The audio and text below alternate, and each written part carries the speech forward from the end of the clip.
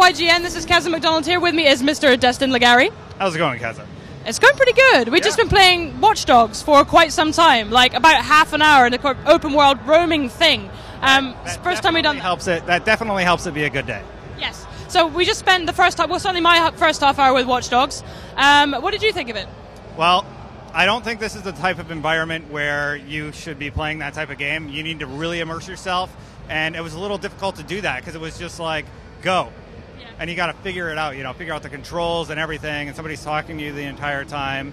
And I want that living room experience when I play a game like this, Yeah, it's the kind of game you kind of don't want to ruin by seeing too early, I think, as well. One of the things I did notice is the Assassin's Creed influence. There are several things about playing Watch Dogs that feel very Assassin's Creedy. Firstly, in order to be able to hack in an area, you've got to hack like a comms station, where you have to take out the guards and hack the thing, and then that kind of opens up an area of the map, kind of like Assassin's Creed. Which is exactly like when you would climb up the towers, use your eagle vision or whatever, and then you get the aerial view, and then you have that map portion unlocked. This time you have a hacking ability unlocked.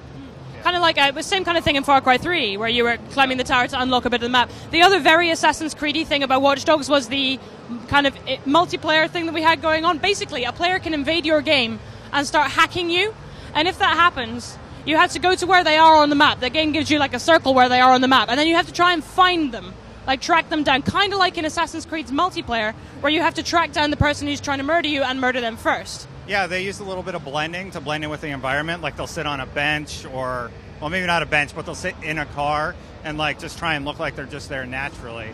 There was one thing that was very Splinter Cell-like in the game, and that's the cover system. You kind of hit X and you'll take cover, and then you can dash to the next cover by just mousing over there. And they said, if it's not broke, why fix it? And that's a good point, because it worked really well. And that's the thing, like a lot of stuff in Watch Dogs feels like other Ubisoft games actually, but it looks totally different from any other Ubisoft game I've ever played. Like the Chicago setting is really exciting and new, all the hacking is really cool. There's even something quite Deus Ex about the way you kind of jump from camera to camera and you have to try and stealth around. Stealth was hard though, right? I found that really difficult. Yeah, it was really difficult. Like I got spotted and I thought I was behind a sign, but I guess I wasn't. And then they just started shooting at me, so I kind of gave that up and went full assault. Yeah, I managed a little bit of stealth and then, got spotted and ended up killing everybody dead in the face with a gun. Now, I actually got to try out one mode that you didn't have the opportunity to try, and that was the mobile app. So how does Watch Dogs' second screen stuff actually work? Okay, so, you got one guy who has the mobile app on his phone, on his tablet, or Android device, they made sure to point out, and he creates scenarios like hit X amount of points in 5 minutes, and then he creates all the variables like, when you hit a point, you get another minute.